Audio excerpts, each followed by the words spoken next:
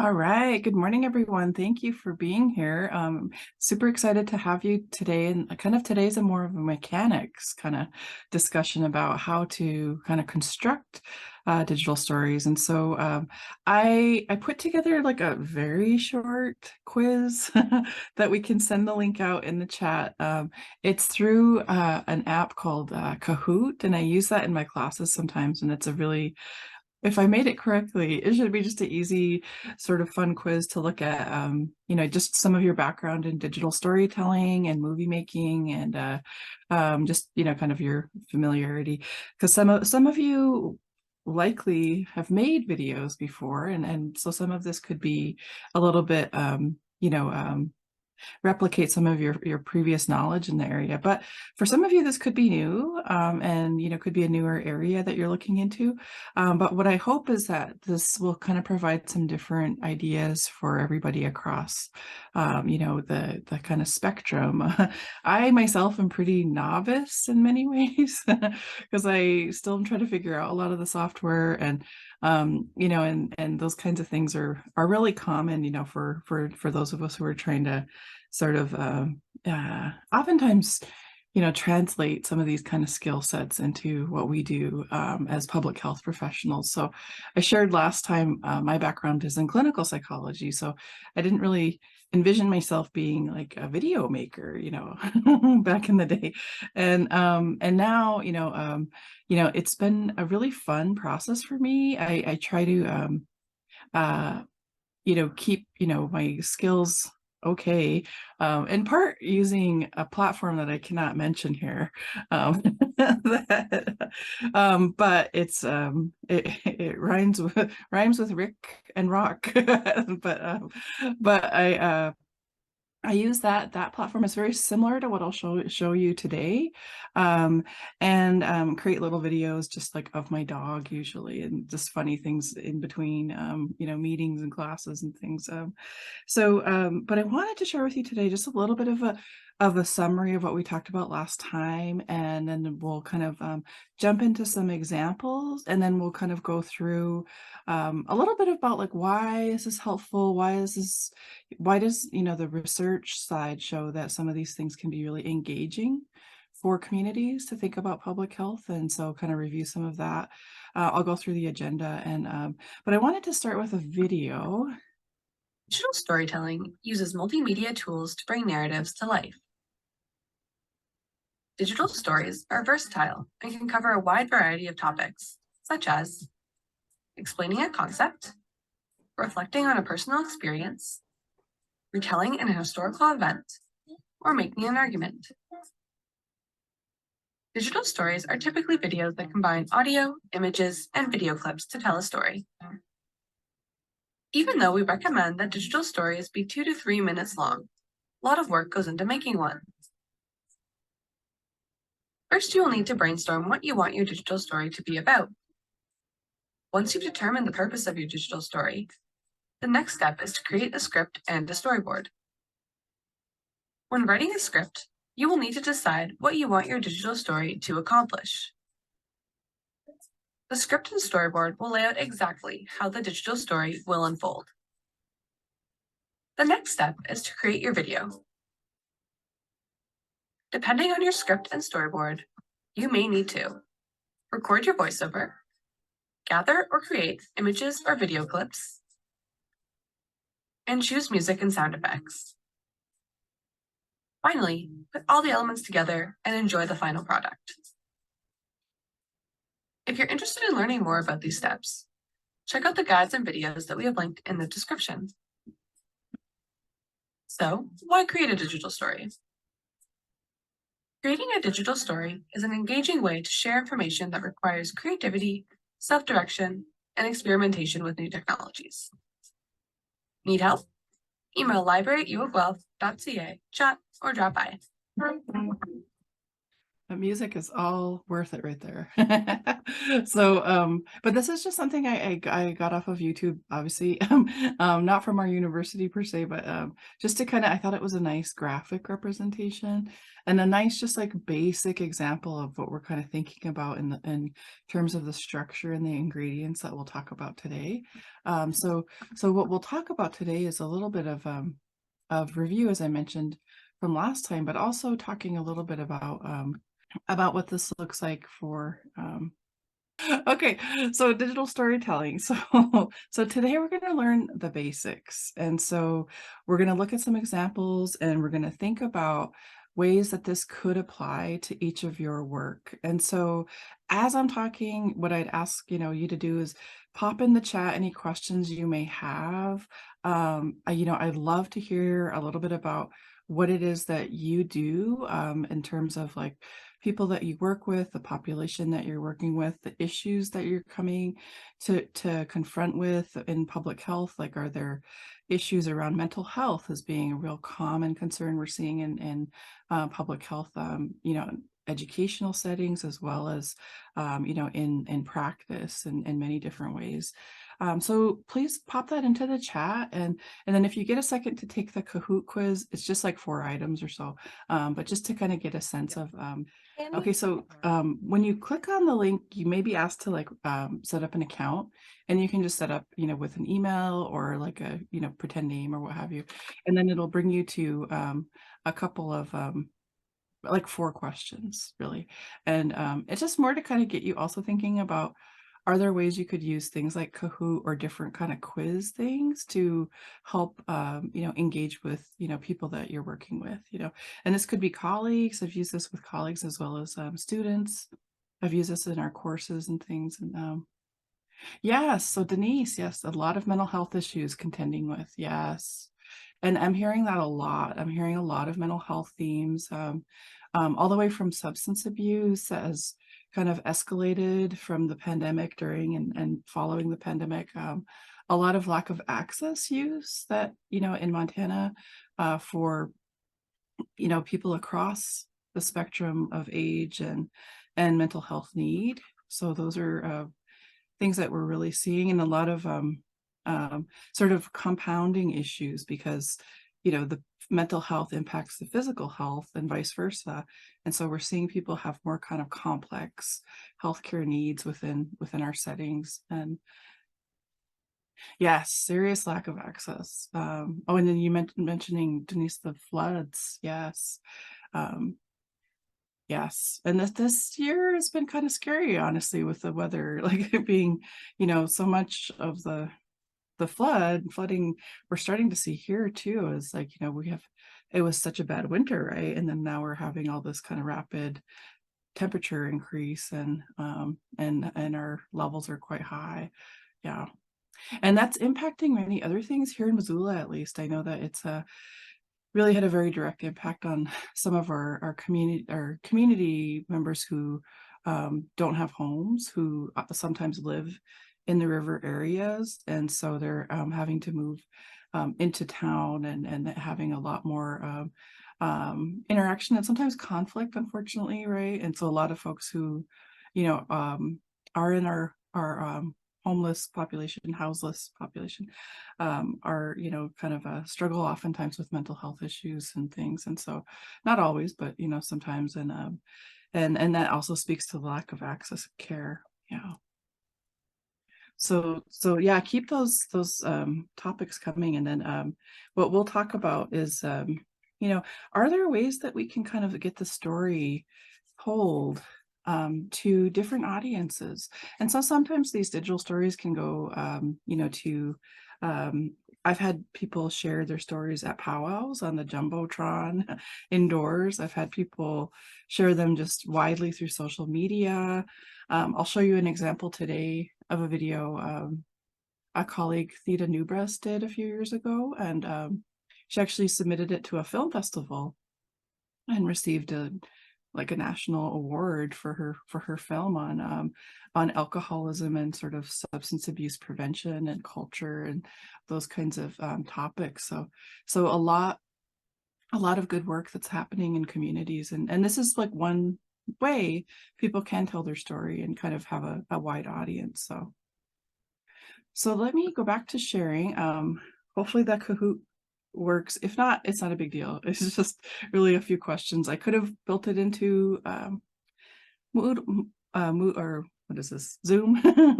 But I thought it would be kind of fun to like look at a different platform. So if you'd like to, you can take a look at that. Okay, I'm going to go back to my PowerPoint. So when we think about the basics of storytelling, this is what we'll kind of cover today, and we'll take a break midway through, and I'll come back with, I promised you I would show you my daughter's video, which is a short film that we made called Dogwood. I won't be able to record that just because it's copyright protected, so I may do it towards the end of our time today, and but other than that, we'll have this available for others. And if you'd like, and if you're watching this video, please reach out to me and I can send you a link to the video as well, for my daughter's short film. So today we're going to talk a little bit about kind of setting the stage, talk a little bit about what we covered last time. How can we incorporate story and like the power that really narrative can bring to public health? What are some of the basic elements of video? And we've learned a little bit about that from that short video at the beginning. And then really focus in on the key role of a script. You know, that script is really the piece that is incredibly helpful as we think about not only the who, the what, the how, the where, the sort of basic factual details of what we're trying to convey, but also the why. And the why is what's oftentimes, you know, really compelling about a lot of film work and digital stories is how we emotionally engage our communities and our audiences in ways that people become curious and sometimes motivated, you know, for changing maybe things that are behaviors or struggles that they may have that may impact their health. And then, you know, at the end of today, we're going to have a brief summary and then also some optional assignments. So for those of you who'd like to get some hands-on, you can, we'll send this out to you, the kind of who's, the what's, the whys and hows. And you can, you know, what I'd love to see is if you, you know, take this next week and just try to make a video, you know, and for those of you who've done this before, this could be an easy example, but love to see the work that you're doing, and if you'd like to spend some time and highlight this, and I'll talk with you about what this looks like. And I made a little short video last night. I was up a little late because I was working on it. I was trying to get it to work on my phone only because of pure stubbornness, but I wanted to like also just, you know, prove that I could do it, you know, on a phone for those of you who are in remote settings or may not have some of the kind of, you know, access, or your clients may not have the access to like a desktop computer or what have you like that. So so anyway, I'll show that as well today.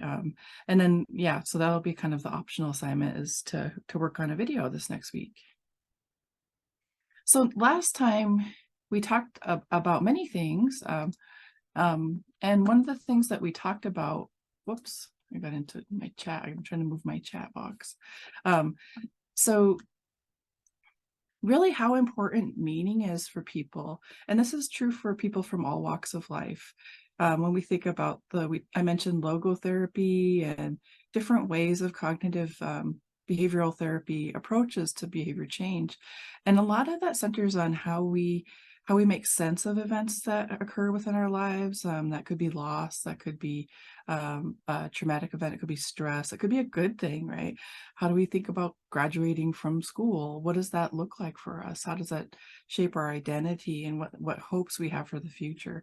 So today what we're going to look at is the basics, also of the process of change. And so there's a couple things that we can think about when we think about both individual behavior change and community change. And so how do we partner with those that we want to seek to help serve within our work?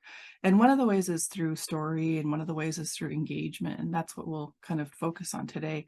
But you know, for many of us working in public health, we see a lot of inequality and we see a lot of social justice issues that we're confronted with, and that could be rural healthcare issues I hear about quite a lot within a lot of my classes.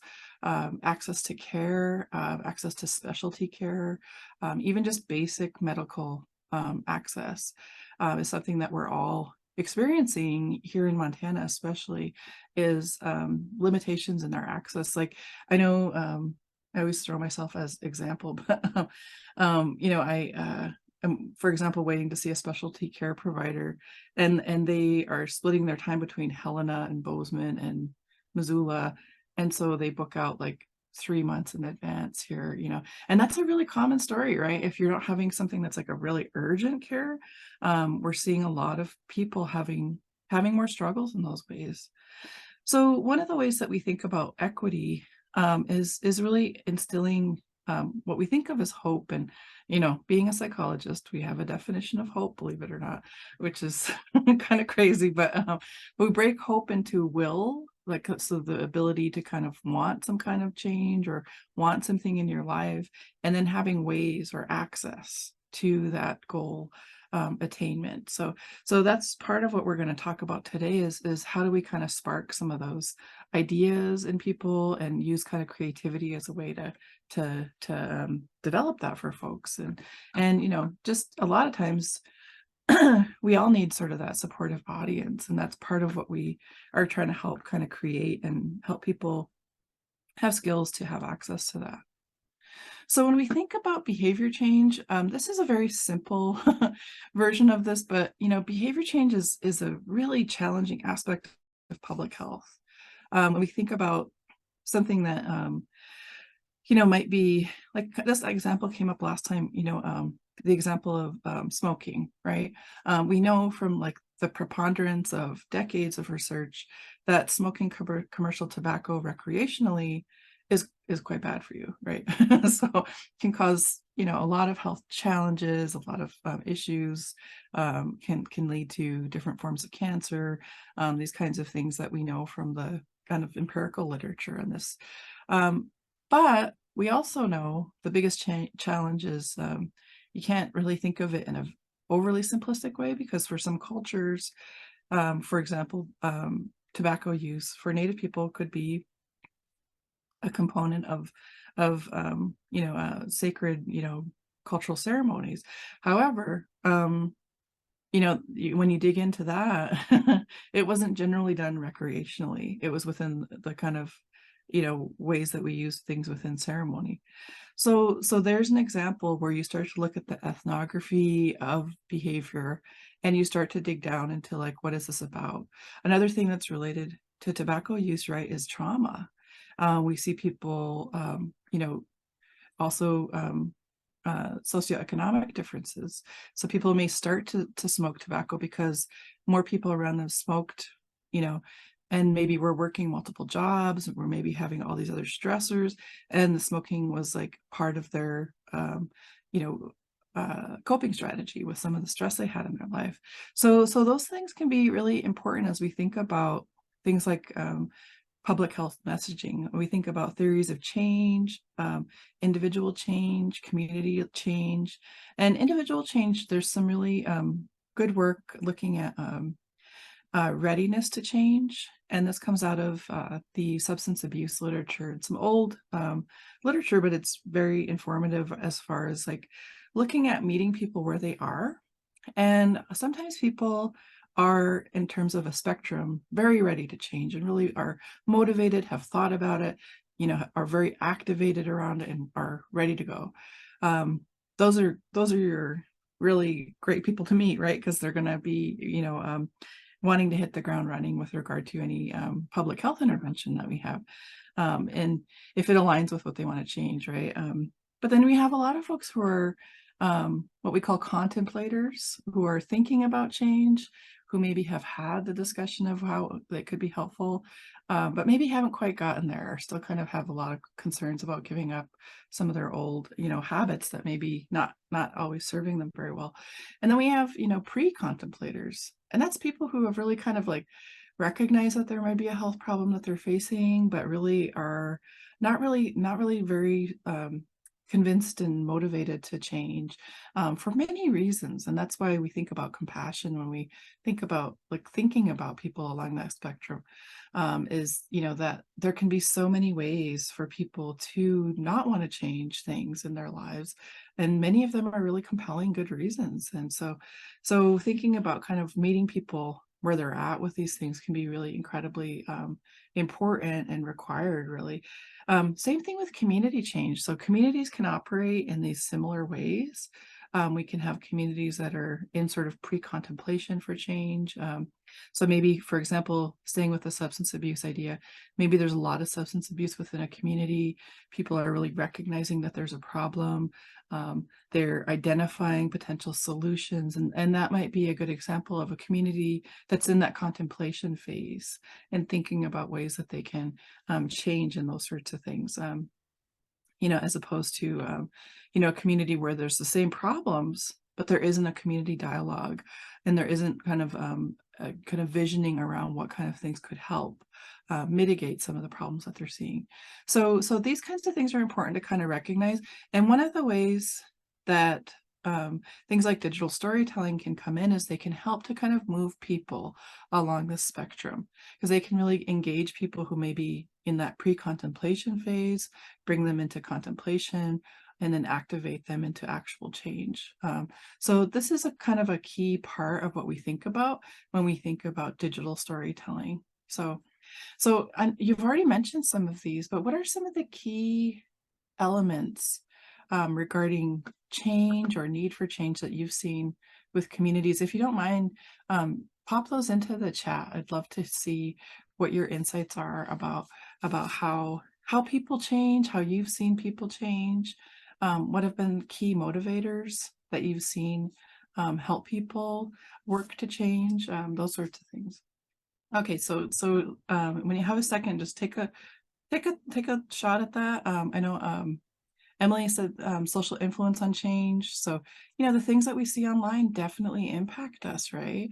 For those of us who are on social media and different things, you know, you might have recognized just the massive amount of information for one thing, right? But also looking at like when you've seen a video that's really powerful that you connect with, or you see content that is like, you know, really connects with you, that can really like stick with you, and it kind of has you to thinking about like insights into that. Deborah, yeah, a food inspector. So really trying to get people to change unsafe food practices and handling. That's a really great example. And it also a wonderful way that you could think about making videos that might help engage people. You know, yes, education is the best motivator. And that's what it's all about, really, is trying to get people to be curious about these stories and adding those stories. Like you could think about the food example, like maybe sharing a story of when, you know, things went well, you know, when people were, you know, that there was a risk, it was identified, it was removed, and then people were able to like have and share food in a safe way. And having that personal side is really helpful. Annie, I'll bring up my comment I just put is the power of why and understanding it.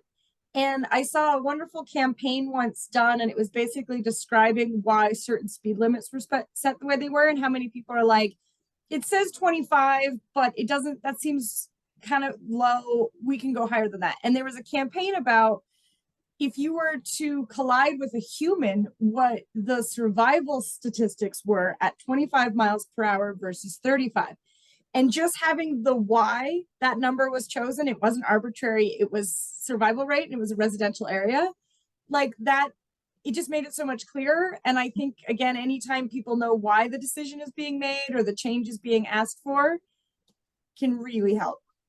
Yeah, and that's a fantastic you know, example, because like exactly that, that's a powerful public health intervention, really, when you're thinking about the why. And you know, because oftentimes we do, you know, hear, oh, this is a rule, that is a rule, and it's like we forget why that is. Similar thing with like childhood diseases that were kind of once kind of thought to be gone, right? And we were so successful in public health that we actually had basically gotten rid of a lot of like exposure to things like measles, things like, some of the different childhood serious illnesses, polio and different things. And so people, including many of the physicians, had never seen a case of some of these. And so the question of why we vaccinate started to become much more of a loaded term, right? And become more, and part of the thinking in the written literature about this is that, perhaps we just hadn't had enough knowledge around, and the education piece is very, so what we see now in doctors' offices is you'll see posters that show what this infection looks like in a child. You'll see more education around those kinds of things. But similar to that, I think we all work that way. I used to work in a restaurant, years ago, and I had a boss who I loved, but it was this little cafe, and she would have all these different rules, and I was always like the one, I'm like, why? I was like drove her crazy, but the minute I could figure out the reason for doing things, like for one example, one of our chores was to like count the beans, not count, but sort through the beans for the chili, right? And I was like, I hated doing that because it was such a monotonous, task. But then once she explained to me, like, once in a while there's rocks in there and you have to really actually look so that it doesn't hurt somebody. Then it, kind of took on a different meaning to me, right? So then I knew why, and then it kind of helped. It still was a little monotonous, but I once in a while would find a stone, and then it helped me to know that somebody wasn't going to break a tooth on this chili, kind of thing. So those are some of the key elements. And as you describe really well in the chat here, baby steps, change can be very scary for folks, extremely true. When we think about some of the things that you're mentioning here, sexually transmitted diseases, substance use disorder. For many, they wait until there is a crisis, and that is a really difficult, place, because oftentimes when we're in crisis, what we call our wise mind, right, our rational cerebral cortex kind of functions go offline, and we're more likely to react emotionally, and to have it less, well reasoned in our approach, as opposed to times where we're calmer. And so but it's such a critical importance to have people who are especially working in recovery, substance use, behavior change like you're describing, like physical activity, those sorts of things. Common themes within that is behavior change, and how do we motivate people to think about behavior change in good ways. So this is a meme I just always try to like sneak in to different power, and you may have seen this last week, but I just think it's funny.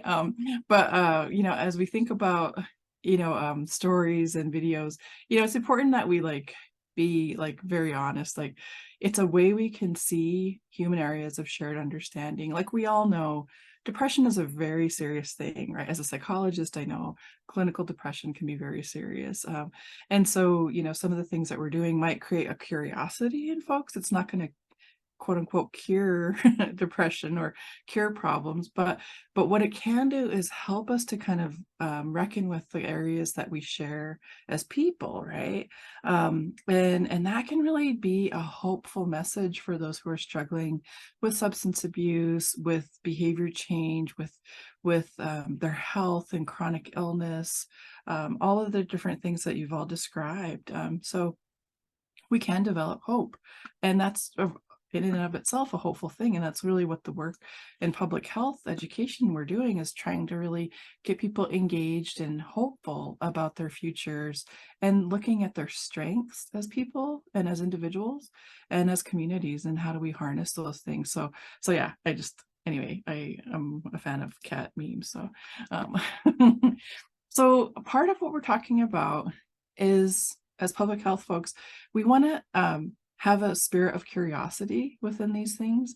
And so as we approach like creating videos, that's part of what we're doing, is we're helping to inquire, we're helping to support people as they develop scripts, as they develop ideas for videos, and then ultimately we're helping people connect to other people, connect to other communities.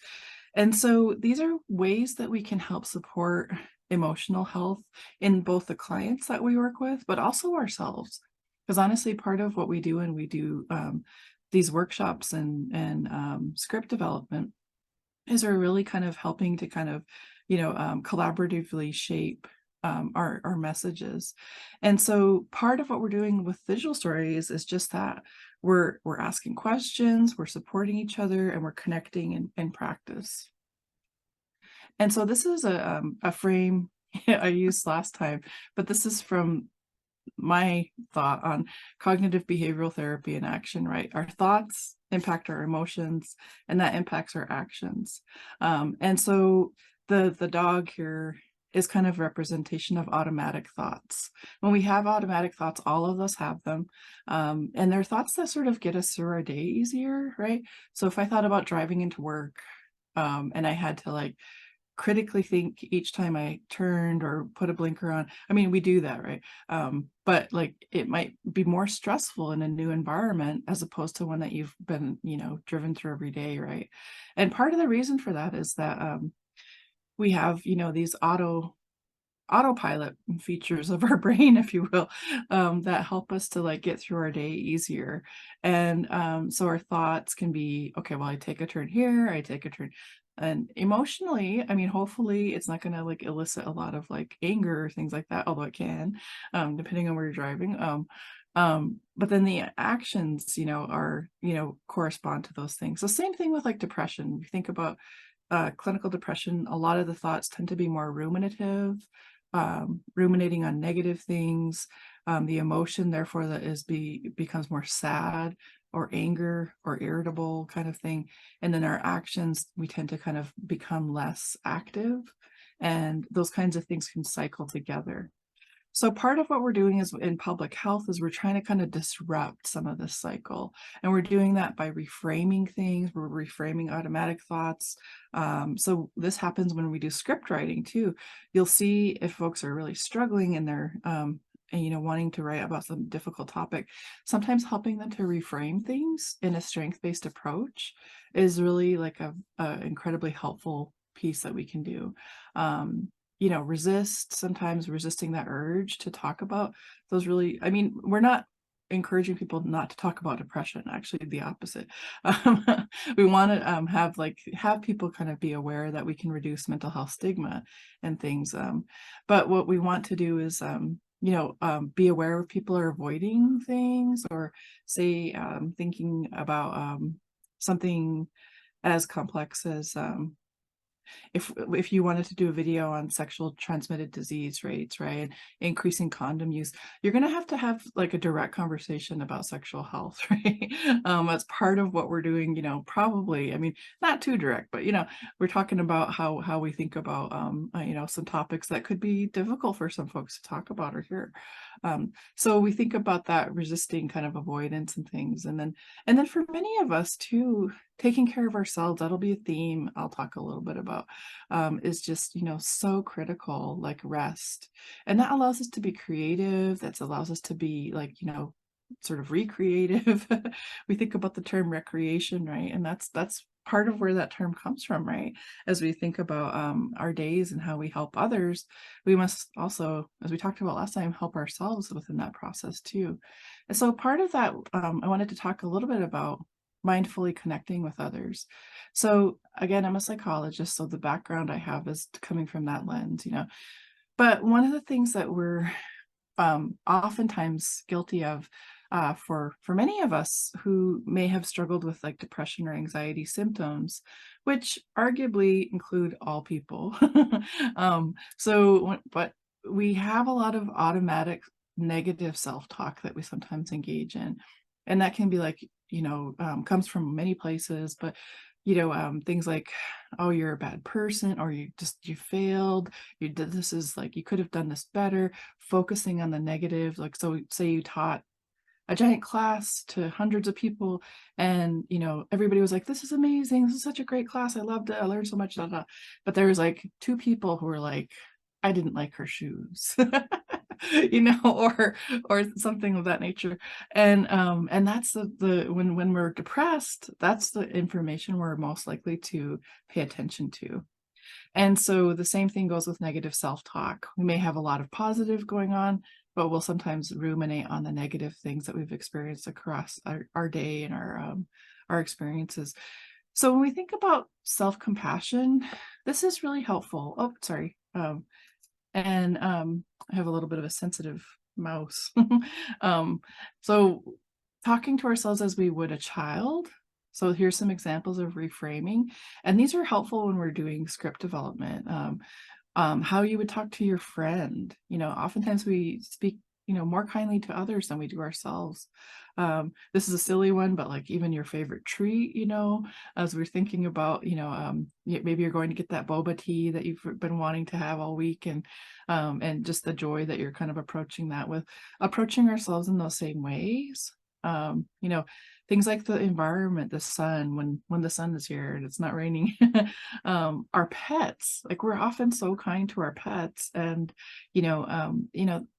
they if dogs and cats could talk, they would love it if we were kind to ourselves too.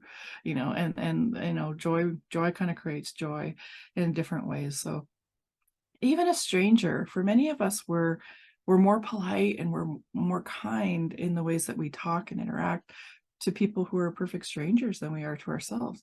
So we think about this, we think about self-compassion, and we think about seeking support and mentorship. And those are some of the things that we can share with other people. So we talked last time about trauma some, and some of you have already described that today. Trauma is an issue that we all confront, and one of the things that we see, with regard to following the pandemic, a lot of folks have had a collective trauma, right? We've had this really difficult time where we experienced this life altering virus that really impacted communities, and many of us lost people that we know or love over the past few years. And many of us have also experienced other issues, like if we're part of the for example, the LGBTQ plus communities have really had a lot of struggles the last few years, a lot of stigma, a lot of we've seen increase in school shootings, we've increase in race, related violence and those sorts of things. Even The Little Mermaid. I just went to that over the weekend. It was wonderful. Loved it. But because they had a person of color or multiple in the film, there was a lot of online hate that had been directed, which is still shocking, because I was driving across town this morning and I'm like, it's a show about a mermaid and talking animals, and we somehow, made this weird, but so those are just examples. But we think about trauma-informed practice in public health. Part of it is realizing and recognizing that people have experienced trauma and normalizing responses to trauma, resisting re-traumatization. Those can be things that we think about. And re-traumatization is not talking about the trauma per se. It's but I know we talked about earlier that chaos response, where we see people who are in chaos and maybe make chaotic decisions that are based more on emotions, and then there becomes this like sort of cascade of negative consequences that can happen, right?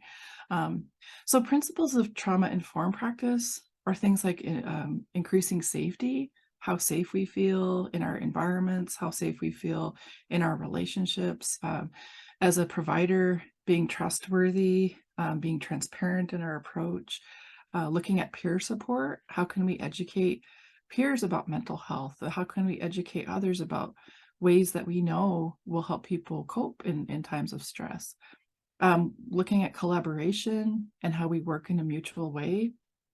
Thinking about empowerment, voice. For many people, that is importantly tied to elements of choice. And for many who've experienced trauma, these are important because it helps to provide that person a sense of control, and that they have you know, because one of the things that trauma does is it makes things feel out of control, and it makes unpredictable and things like that. So some of these principles are just ways that we can help ground people, and feeling like that things are, you know, safe, and that they can therefore more likely have access to, you know, their full capacity as a person, because we're able to use all parts of our mind and, you know, body and all sorts of things. So these are some aspects that we think about. This comes from SAMHSA and some of their work on trauma and trauma-informed practices. So when we're thinking about digital storytelling, you know, a lot of times people will want to talk about difficult topics, like things like suicide. They may have lost somebody to, you know, motor vehicle accident, or cancer, or you name it. These are all tied to really difficult public health conditions, right, that have a real human consequence and toll, and that's an emotional thing. And so when we think about part of that is accepting. So for many of us, we can't change, right? We can't change. We can't take away the pandemic. We can't take away, as much as we would love to, right? We can't take away racism or inequality of different types. But what we can do is we can talk to people, you know, and that is really important. And part of why things like digital storytelling are helpful is because we help to make people feel seen, and that they have legitimate feelings, and talking really helps. We know that practicing positive self-talk is really important, and it's hard to do. I love, somebody had made the comment of baby steps, and that's true when it comes to positive self-talk. So talking to ourselves in ways that are reframed, that are focusing on our strengths as an individual. And, you know, negative thoughts can lead to like a cascade effect, but so can positive. You know, when the more that we're kind of practiced and using that positive self-talk of reframing, replacing negative automatic thoughts with more compassion, that tends to also be more accurate, right? Because no person's going to get every single situation right every time. We make mistakes. And so there's a whole field of therapy called acceptance and commitment therapy. And this is kind of a loose attempt at kind of describing some of the principles within that, which is, you know, we take value in, like, this is a teachable moment. This is something that I can, you know, learn from. And so it kind of goes back to where I was talking about the pre-contemplation and contemplation, and it's kind of moving us into more of an action kind of space when we think about this. So I just like to throw this in lately, but for those of you who might like vampire shows, there's a whole storyline about energy vampires, and it's something that we've all experienced in the daily, and that is, you know, people who, you know, I'm sure you can have somebody come to mind who, you know, you spend time with and you feel exhausted after you spend time with them, and you know, and it could be, it's different for each of us, right? Somebody who's like drama all the time, that kind of thing, or, you know, just very stressed out or negative or what have you. And so for each of us, we have to find ways to preserve our energy within that, and that's the, you know, a really important thing. So part of it, these are just from the Mayo Clinic. They're kind of tips to reduce stress, and one is not avoidance in the clinical sense, but, you know, if you can see something that might be stressful, finding ways to like lessen the stress or mitigate the impact of that. So if you have a big event coming up, you know, trying to do some of the prep work beforehand, making some lists beforehand, finding some ways to kind of reduce the kind of impact of that on the day, alter or change the situation, or our response.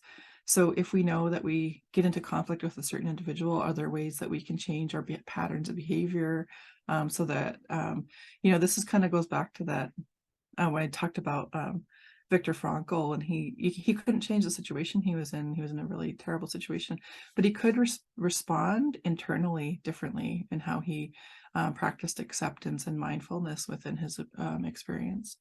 And then accepting when we cannot change or prevent things. Oops, sorry. And then adapting in creative ways.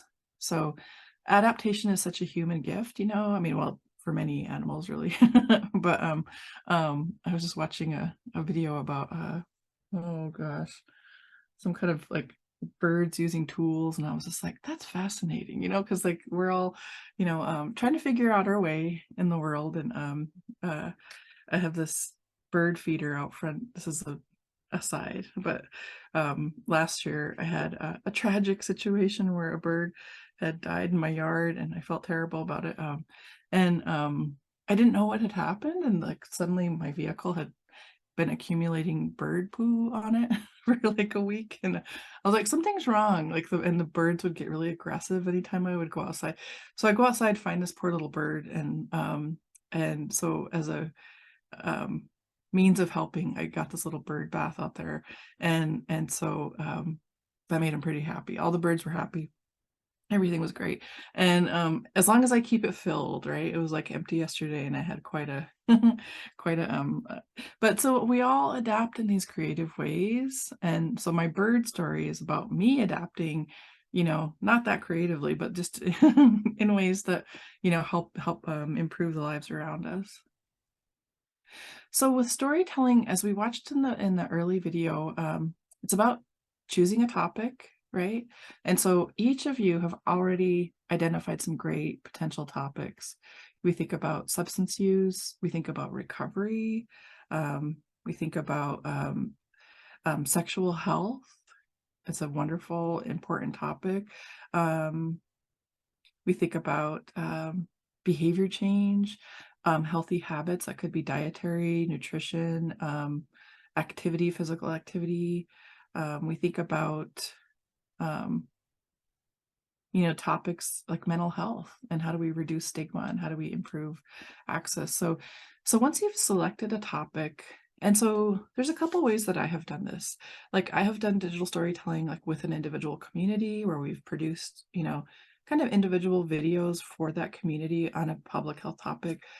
We've done workshops where we've taught everybody the skills of digital storytelling, and then, support around some of these different elements, and then shared a real diverse array of stories within that. So there's different approaches. One of the things I recommend is just trying to do a video yourself. And when you do that process, it's really helpful because it allows you to kind of troubleshoot the different kind of things that are, each of us have different areas that we get challenged with. Like I love writing. The writing script part is pretty fun in a way. Not saying I'm not good at it, but um um but where I sometimes struggle is like, how do I select the right images or videos? How do I not have too many videos and too many images? How do I keep those organized? Those kinds of things. So for those of you who've done videos, there may be areas that you have found that can be struggling, So thank you, Denise. Thank you. Um, so for those of us who have done this, it's choosing a topic, narrowing it down to the right scope. Sometimes we share examples of other videos, and then that helps people to kind of see, oh, okay, this is a really impactful, great example of the type of video I'd like to see myself making. We write a script, and I'll walk you through what that looks like. And then we create a shot list. And that shot list is basically the visual version of our script. So we tie all the elements from our script into images like photography or video images that we'd like to have. And then we set it to music sometimes. And that can be kind of tricky if you're looking to share something widely, because it has to adhere to copyright protections if it's over, I think, 30 to 40 seconds, so that can be and in general, it's important because that's a legal thing. So when we think about that, I created the one I created last night. I didn't put music in, just to kind of show you how to do this like today, and then next time I'll show you how you can mix all together music and audio. And then we do recording our audio, and then we do video editing, audio editing, and then basically the software that I'll show you allows us to then put it all together, where we have the audio, we have video, and we mix it all together, and then finally publishing that. So that's kind of what I'll kind of walk folks through. And I think we might almost be time for a quick break. Hey, Emily, hey, so you made a video for the pollen station? I've made a few videos for the pollen station just for their Facebook page. And I made one yesterday because grass season has begun. But yeah, I always think about it in my head. And I did one at the very beginning of the season too, where the idea was like I could tell that something was up, and you see me like going through the building and going outside and looking for it, and then realizing that it's the pollen had begun.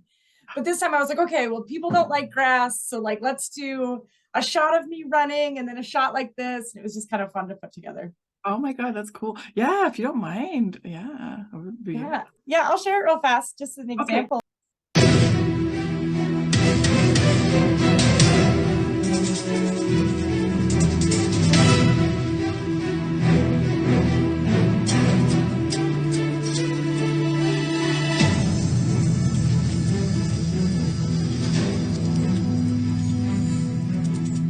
That's fantastic. I love it. My little pollen, my grass pollen dramatic, but it was fun. Right? That's awesome. That is awesome. Well, thank you for sharing that. And it's kind of really a show, a lot of this can be really just fun and engaging and just, just messaging things that are really like, sometimes, but really important, right? For those of us who have allergies, seasonal allergies, it's good to know when things are afoot, right? So you can plan accordingly. And so I wanted to share with you a video, well, a couple things just to kind of show you some videos that people have made on different topics, and then we'll kind of go through the mechanics for how to kind of construct these and what kind of are the elements. I mentioned, I'm not sure, I'm going to try to show you how to do this on a phone. I'm not quite sure how this is going to go, but I'll give you a sense on the desktop software as well. So one of the things I wanted to show you briefly. So this is just a voice memo. So it's this little icon on the bottom here. And I use this when I do audio narration. I try to do that if I'm recording audio at a time that it's quiet in my house, which is like not always the case. I have little dogs who like to bark, especially during the day. So I sometimes, this is why I did this last night, because it was like, okay, I'll be quiet, So I recorded this little video audio about sewing. And so, I just wanted to show you the script. So this is kind of what I worked on last night. And so I'm a psychologist, so really interested in post-traumatic growth and mindfulness and those sorts of things. So basically you can see this is half a page. So it's really a very quick writing task, if you will. And one of the things that a couple quick things here with the writing of the script, and I'll come back to this too, but you don't worry about the grammar in this, because you really want to write it the way you speak. And so when I wrote this, when I went back and recorded it, the audio of it, I totally edited it so that it sounded more like me, and so I changed things around and things like that. And so when you're working with a person, it's really important to like have them speak as if they're talking to a friend or to somebody that they respected and admire, and like have them be themselves, like the genuine piece, right? It's just a little bit easier for folks to wrap their heads around. So this is just to give you a sense of what a script can look like. And when I read this out, you read it really kind of in a slow, clear way and try to inflect emotion into the where you can and things like that. And this was about 3 minutes. So that's really, they say to keep them max of 3 minutes, really probably less than that. So but for the purposes of today's workshop, I wanted to aim for about that. So it's about half a page of text. And then I use the video recorder to then record my audio here. And then in iMovie, I'll show you, I think. Oh no, I just closed it. but I'll show you when we get to the mixing part that I just imported those different documents and then images into iMovie. And then like I said, I did the editing on my phone. And when I was done, again from my phone, I uploaded it into our Vimeo channel. And so this is just some videos that I have. I sometimes have to have like my classes and things uploaded into Vimeo if they're too long. So I have one on mindfulness that's like a little longer than what we have time today for. But you know, coping with anxiety, depression, these kinds of things were, and then these are some of our like air quality videos and things that kind of live on here. So so we'll take a look at that. But I wanted to show you first just some examples of what can be done in this area. So this comes from the Bureau of Indian Affairs Victim Specialist Program, where they work with folks within our tribal reservation communities who have experienced traumatic events. And so this is it's a 12-minute, or I think it's pretty quick. So if not, I may stop it in the part, but just to give a sense of what this can look like professionally.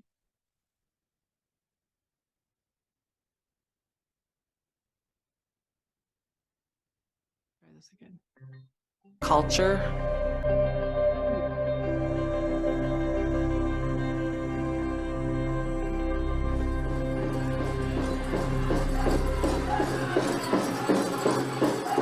It's a very rich culture.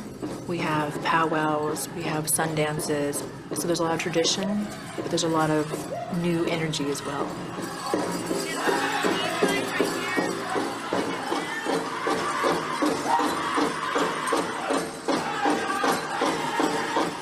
All the tribes, they're very different. Their culture, their tradition, and their language.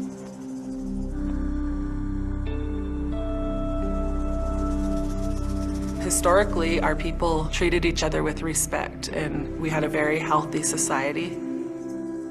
When someone's victimized, it affects the whole community. And I think that's what's unique to Indian country, because we're all closely knit. The people are very giving of themselves. They're very proud people, but it can be a tough place to be because there is a lot of crime. Our ability to believe victims is powerful. If another person can provide the resources, the support, they have a higher likelihood of being able to come out of a victimization. It gives me a lot of hope that we come from a very healthy, strong people, and we can definitely get back to that. And so that's what drives me to do what I do.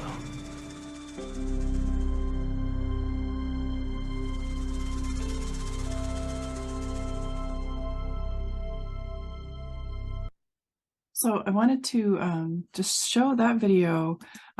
So Wendy is a friend of mine. She's actually somebody who has gone through our digital storytelling sharing. So so she is one of the people who made that video, which is really cool. And just to see, you know, how a really short thing can really have a positive impact. So there's some really great, you know, if you have time, really great stories that are including we have our star stories. We have this is the planetarium I mentioned last time that I help run sometimes, which it is a story of Scarface, which is one of our creation stories for the Blackfeet people. So that's included on the Montana OPI, Office of Public Instruction. They have Indian Education for All materials. So there's some really cool you know, examples. And if you just look up the different tribes in Digital Story, you can find some really great examples of digital stories that are short sometimes, or in some cases can be like full-length movies as well. There's a movie in my class I show called Dakota 38, which is about the Mankato, Minnesota historical trauma, where they had a mass execution of Native people, and people don't really know about that. And so the video is a really cool video because it talks about how they a group of Lakota people retrace some of the steps of their ancestors in a healing horse ride over December. And really, it's a really powerful video because it really talks about how people really were working to promote healing across the different communities, native, non-native, in different ways. So it's a really, really recommend. There's a lot of great film work out there in the world. But I wanted to also show you, so just as a reminder, so here's my little voice memo, and here's the little video I created. So this is a 3-minute video I created, and then we can kind of go through what the construction pieces look like after we watch this, really. Healing and recovery have become a priority in my life. After enduring losses during the pandemic, and really over the course of my life, like many others, I struggled at times to cope. Healing is a process of recovering from the grief of losses. We find ways to develop compassion for not only other people, but for ourselves. Many pathways have helped me to find ways to have a more meaningful life. Culture, language, story, art, and community have all helped me find my way back from very difficult times. Unexpected areas of mindful practice have included exploring new ways of providing meals to my family, living more in touch with the beauties of our natural world in Montana, and learning new arts. In fact, last year I was lamenting to a friend how difficult it was to complete a simple clothing repair. She suggested looking into sewing. I thought about it and never really considered it. I borrowed a machine from my sister, and somehow a new passion for creating emerged from my kitchen table. It began with a simple stitch. Suddenly I was making basic doll dresses. It evolved over time to creating ribbon skirts, to dresses, and even to leather worked belts. Now I have new ideas for projects upon the horizon. Everything I make, I provide either as gifts to others or to help me feel like I can be proud of who I am as a person and as an individual. It's a way also to demonstrate compassion in action. It provides me with a moment to practice mindfulness. I'm not worrying in that moment about the past or the future. It requires me to use each of my senses to the current moment, to focus on here and now. What do I see? What do I hear? What do I feel? And what are ways I can contribute to a better place and time, and building that for not only myself, but for my loved ones? I may not be able to solve all the world's problems, but from a place of peace, I can approach the challenges of the world with a more centered, mindful, and balanced place within my heart. Joy can come from the simplest of places when we remember to be open to seeing the beauty that's within our world and within our lives. So it's kind of fun, and I thought it was in theme of what we're talking about today with like post-traumatic growth and recovery and things. And so I challenged myself to make it all on my phone, right? Just to kind of be like, okay, you don't need like elaborate, tools to kind of create some of these things, right? So next week I'll probably layer in some music into it, and you can see the difference between like one that includes some music and one that doesn't have music. And so I just kind of give you a sense of what those looks like. But the elements are really, things that we think about as being common, right? So from the BIA one to the pollen one to now looking at kind of like a personal digital story, looking at like growth and healing, you can kind of see that this is like a flexible way of messaging health messages, and since I come from psychotherapy field, that's where I tend to kind of look at the kind of behavioral mental health piece. But you can really adapt this for any topic. It can be, anything from seatbelt use to, all kinds of public health interventions and things. So let's see, going back to my PowerPoint to show you a little bit of this. So, when we think about choosing a topic, each of you have shared some of what the work that you've been doing, but really think about that. And maybe for next week, if you're able to like create a video, and it doesn't have to be anything elaborate. It could just be maybe you write the script and you record the script or anything. But what are the public health topics of passion that you have? What matters to you as a storyteller? And you've all shared some of what brings you some of your passion for your work, be that looking at food inspection and keeping people healthy and safe, to promoting sexual health, condom use, safe sex, those sorts of things, looking at health and nutrition, physical activity, looking at air quality. So these are all kind of really important topics, and they all represent two things that we can help others make these videos with. You can use what we call the hourglass technique, where you get to the big picture. So big picture, we're all here because we're interested in public health, right? Then we start to look at the smaller frame of what we're interested in. That might be women's health. That might be nutrition, that might be exercise, those kinds of things. So looking to that smaller frame and having it be, an appropriate kind of thing that we can do in 2 to 3 minutes with, some sense of accuracy, kind of thing. So key is, where can we tell a compelling and basically a persuasive story? And that's the part that, for some of us who are trained as researchers, maybe feel a little more foreign, because we're like actually being very declarative and helping to persuade people to kind of think in a certain way, essentially. But the story is one that is really oftentimes most powerful when it's a story that only you can tell. And each of us have a unique perspective on our lives and the world, right? We have a singular way of telling our story, and what are unique ways that you think could solve the problem. So those are really critical questions as you're choosing a topic.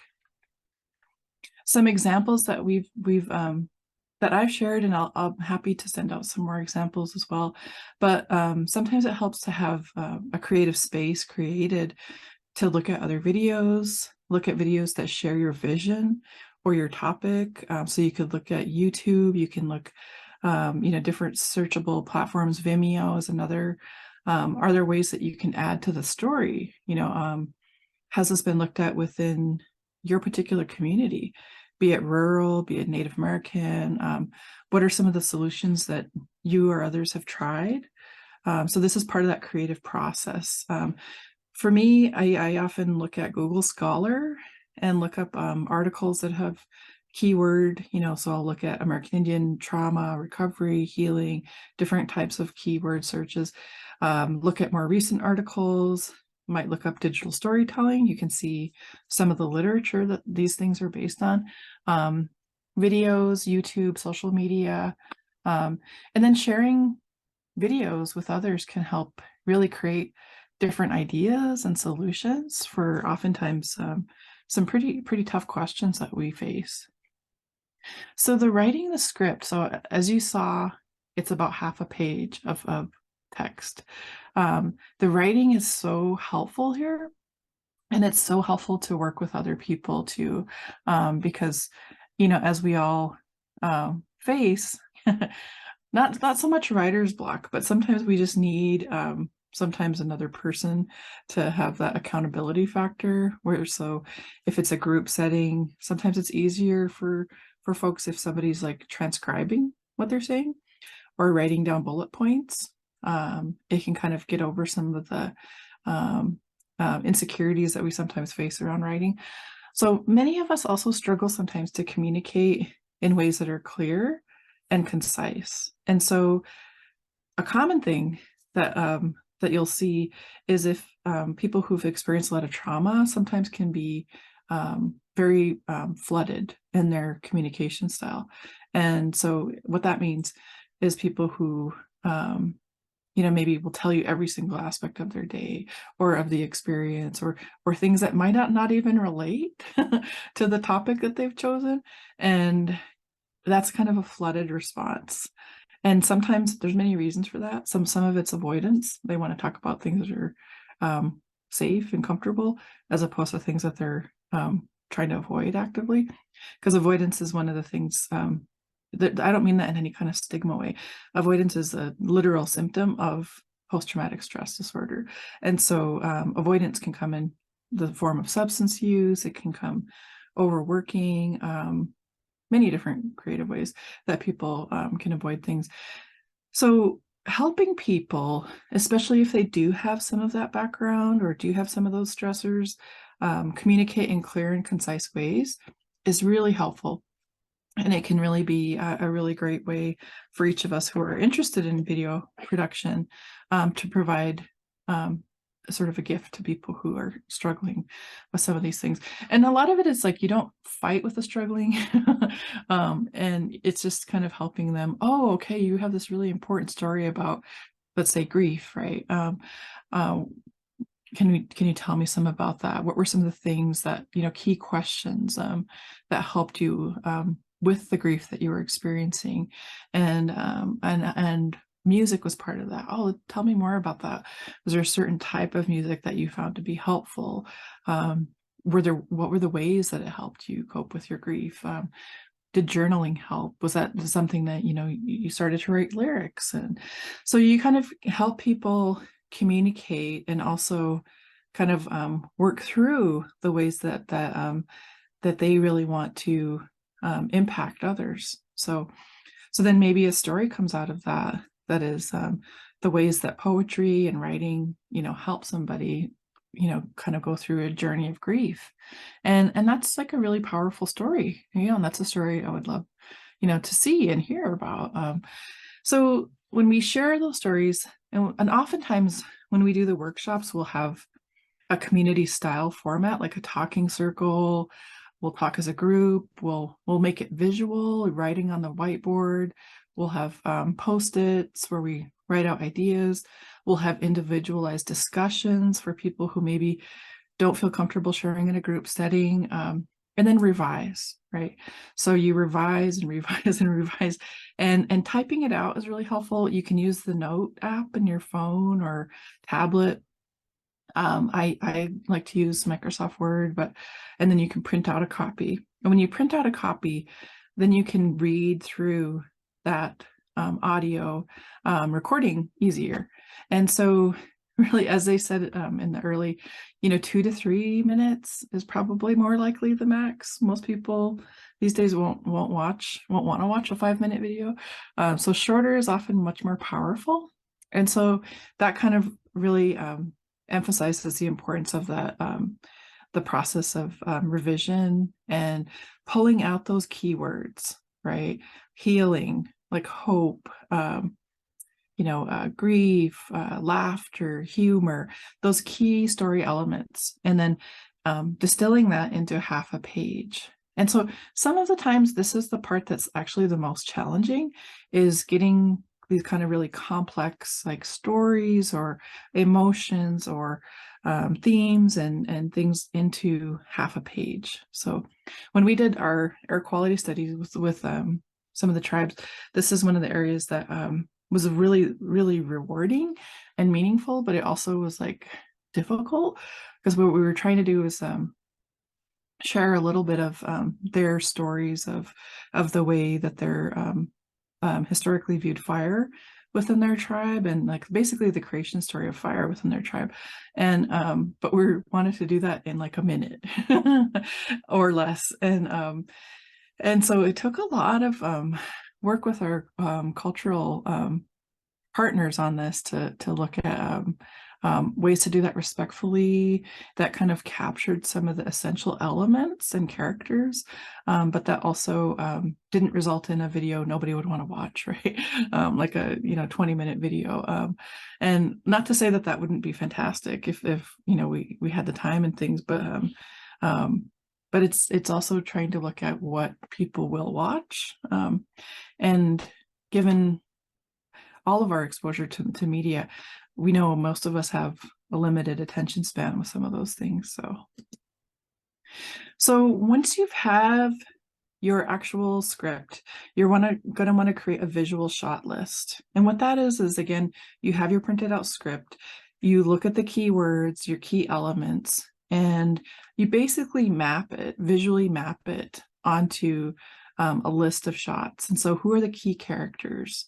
What are the key concepts that you want to convey? How do you capture public health messaging or the struggle that you're facing in your story that can convey emotion rather than only content? So you'll see in the examples, they tend to have a piece of it that's like first person. That's experienced, right? This is the way I relate to the story. This is why it's important to me. This is why I want to share. So there's some really great examples. One of those is a little bit of a longer video called From the Warrior Movement. Has anybody heard of this particular video? I can't see you guys. I went into full screen. There's a yes in the chat. Okay, yes. Okay, great.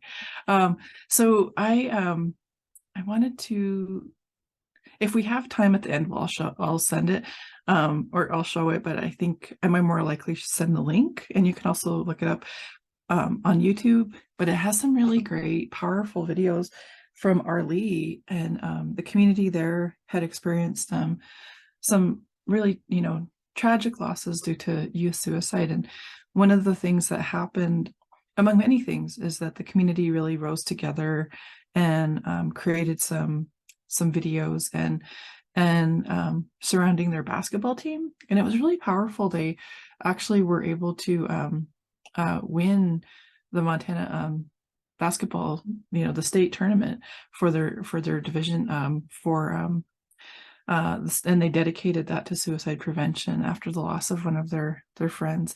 And it's just a really powerful story. It made it to USA Today and the Today Show and all these different things that and it really helped heal the community, really, and bring their youth together.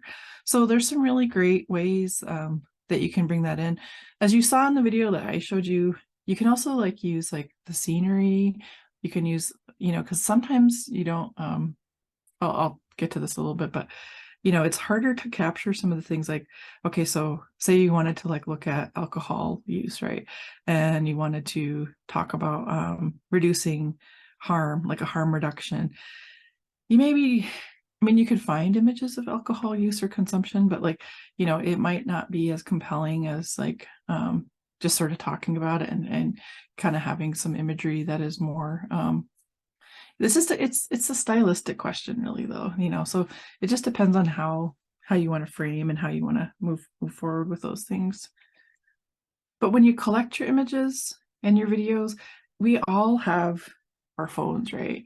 And our phones just have made it so easy to create high quality images and video.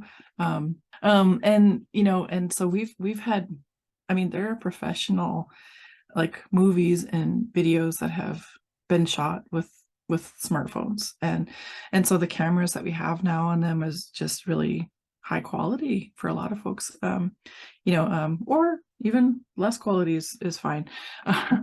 But the key is organizing them and creating a connection to your story with your images.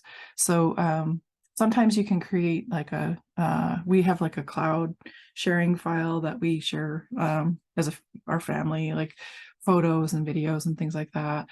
Similarly with the university, we have some files that we can share with colleagues, who are looking to create PowerPoints that are inclusive, right? That have images of different folks from different backgrounds. And so the 2 to 5 minute range is a short amount of time as far as the number of images. So you could see from the 3-minute video I probably had maybe 20 different images, really.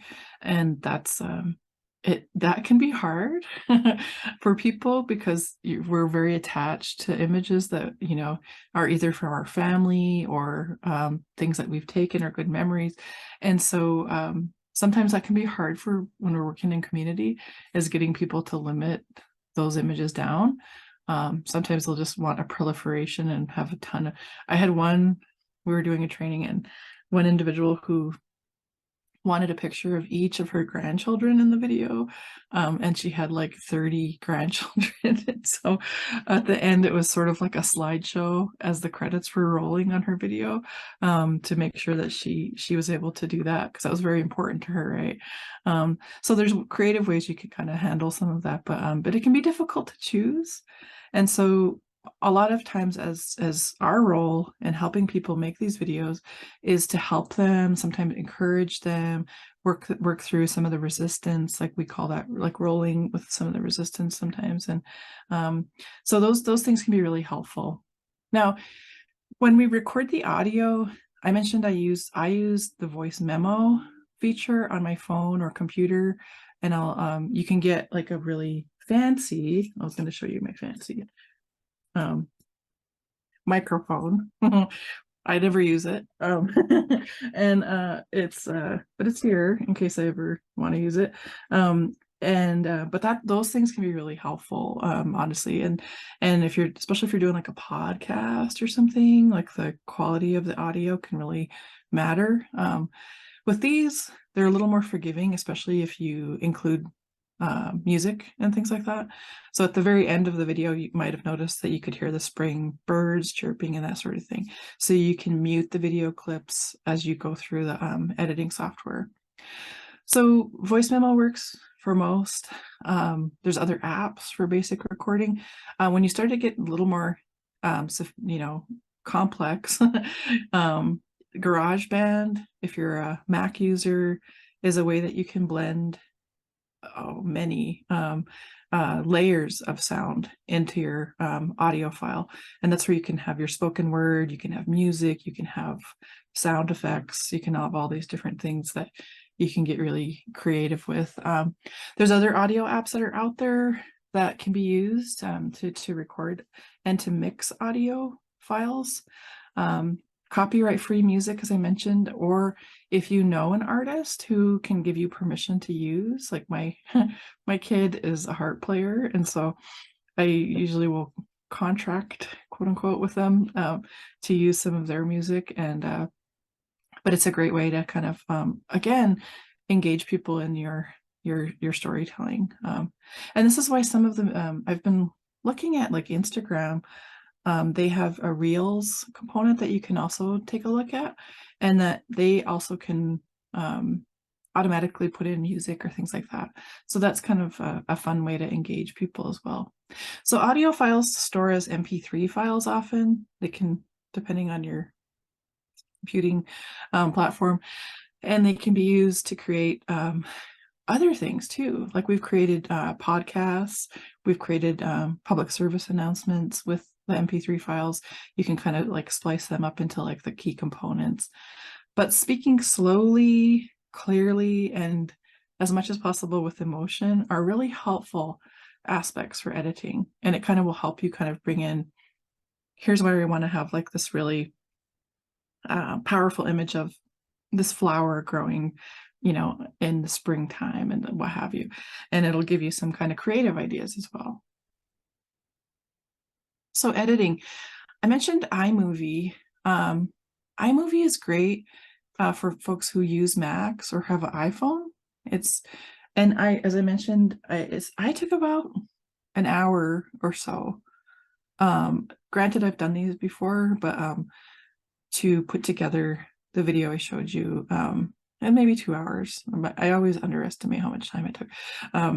And so basically, I was going to try to, I don't know if this will work, show you.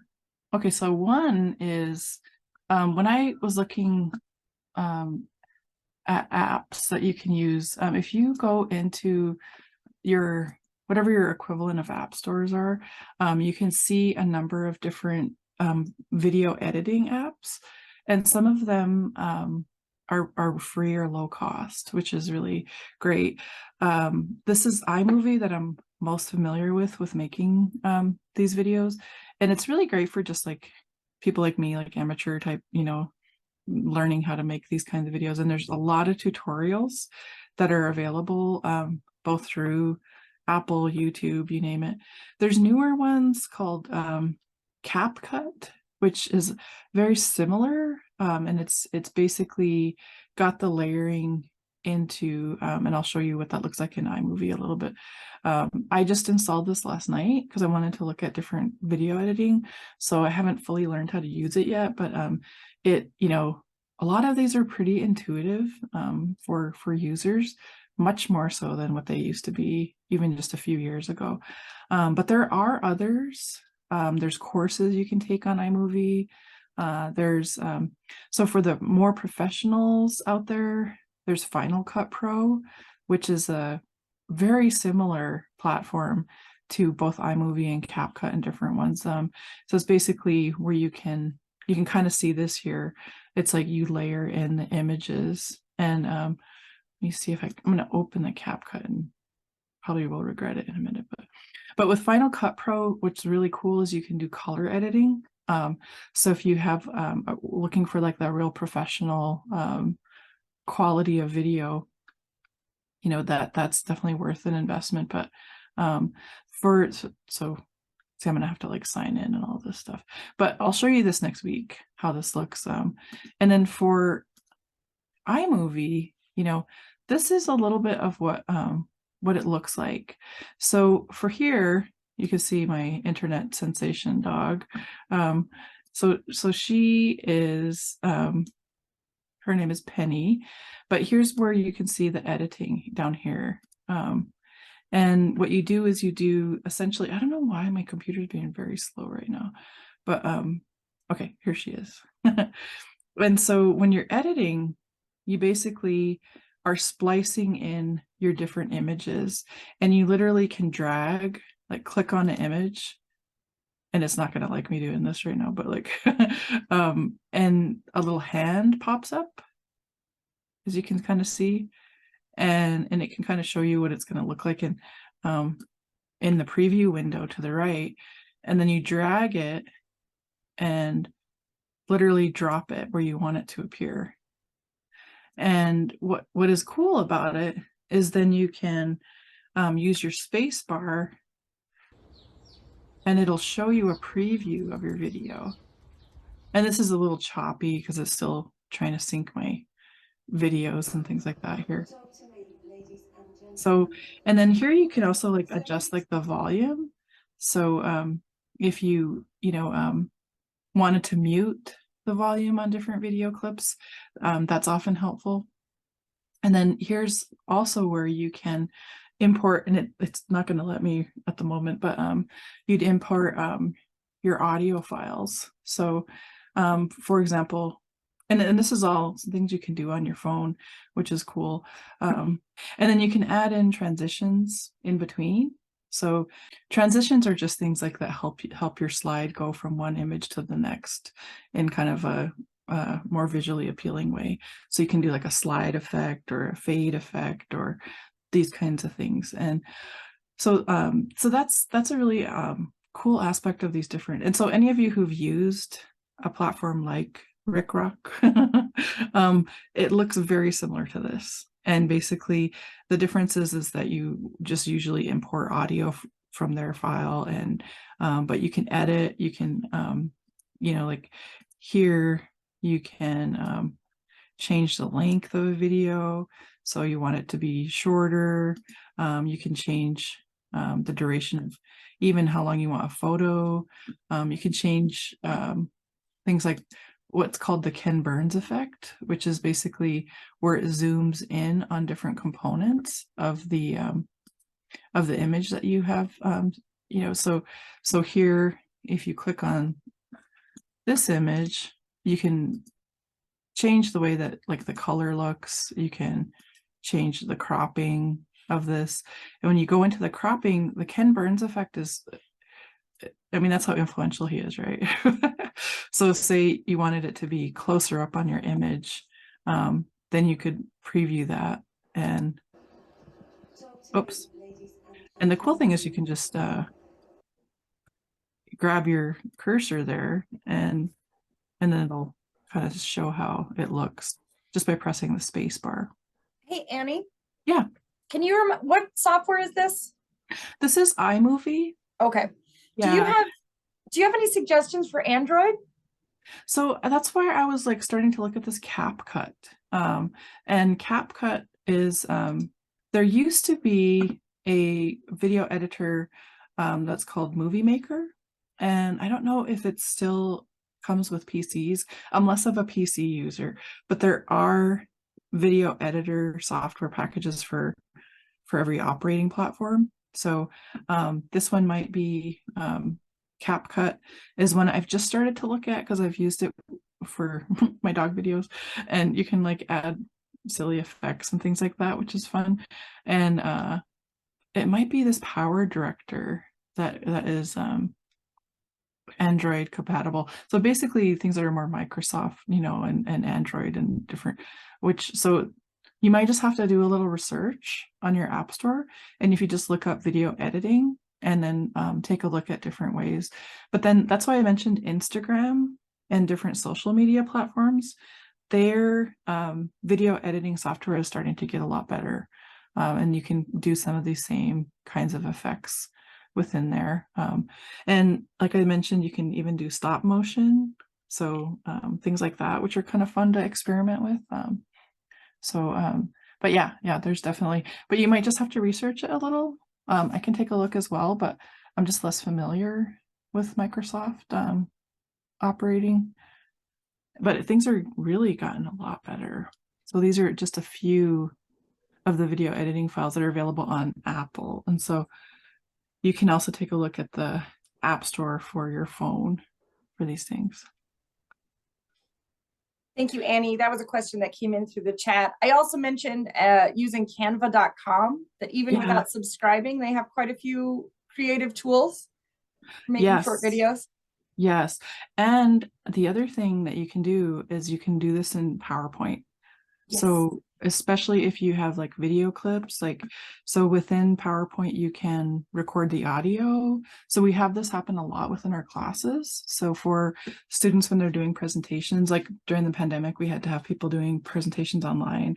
And so you can record audio, you can have, videos embedded within that. You can have photos, you can do all kinds of cool stuff. So, so PowerPoint is also like a real good option as well. And then you can just like record it directly on there, and then you can send a link. So the other option too is Zoom. So Zoom, I do this for my classes all the time, where I'll record lecture and record that in Zoom and then upload it to Vimeo or different places like that too. So a lot of options, really.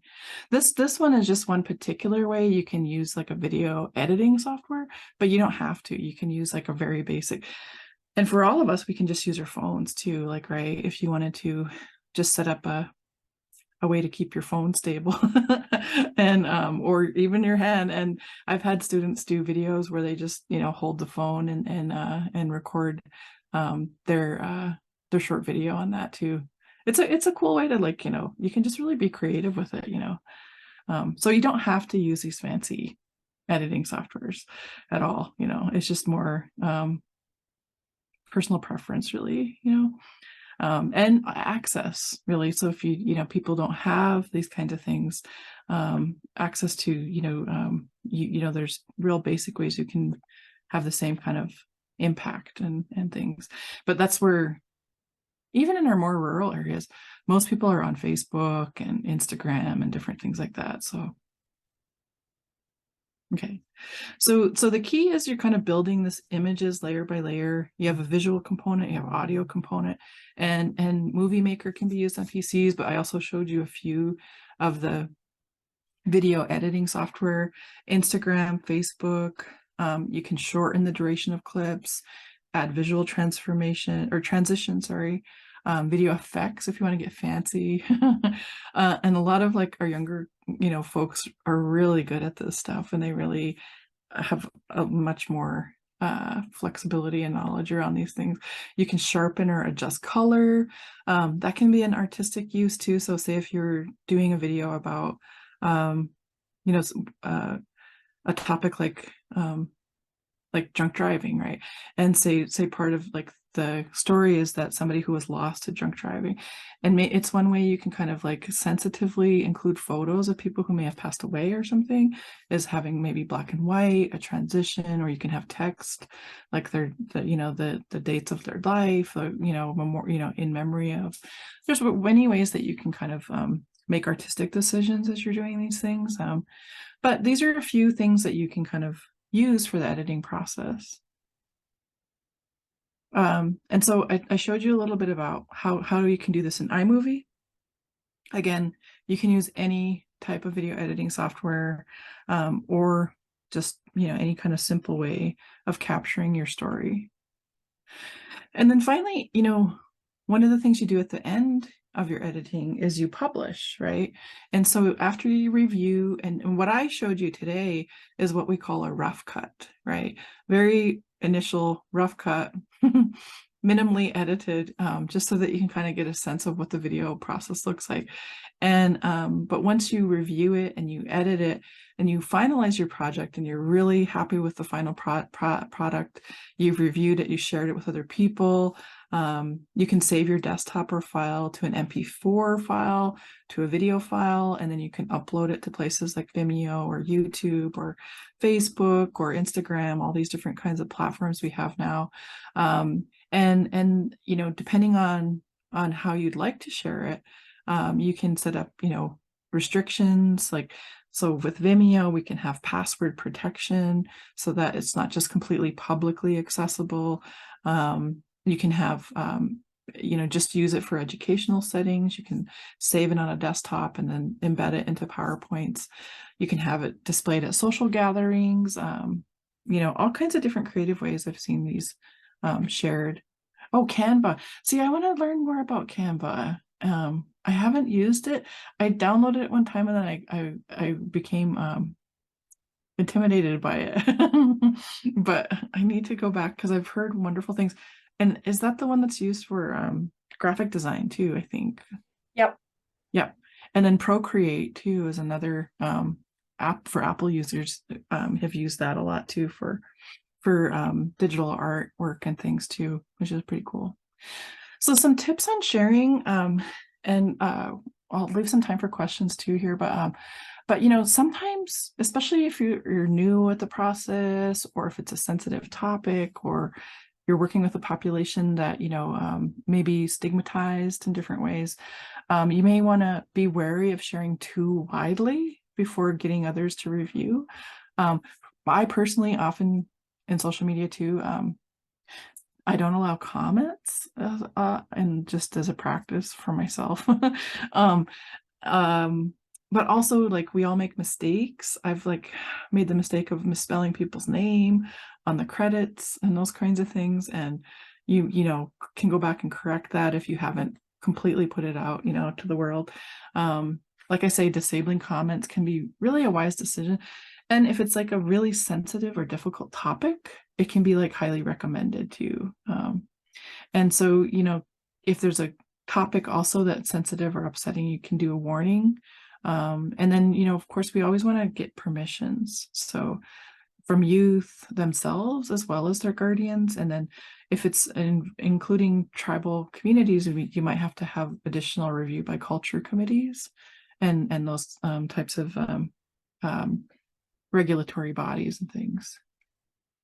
So that's kind of all I have for today. I know we're wrapping up, but I wanted to leave a little bit of time for some questions, and again, remind you, if you are willing to, as Emily and I have done today, shared some videos, create some video over this next week and share that next week.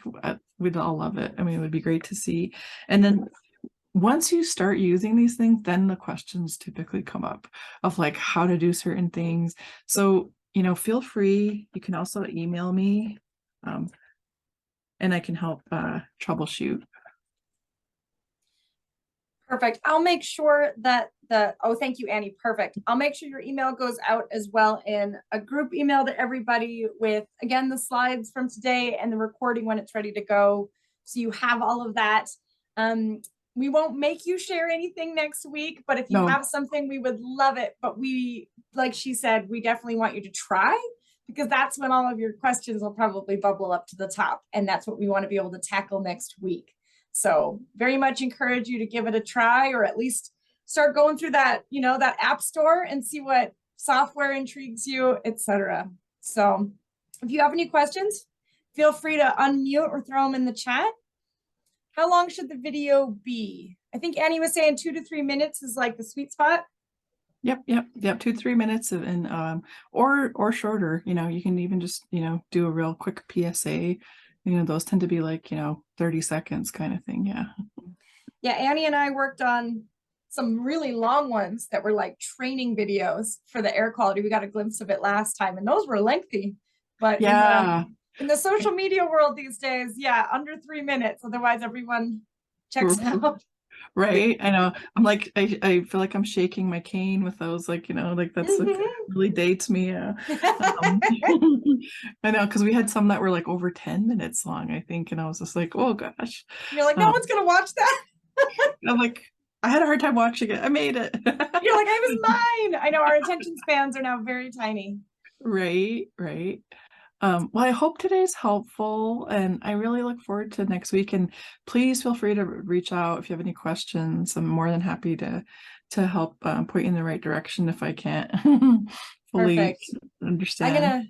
I'm gonna think of another video. I'm gonna see if I can come with something next week. Yes.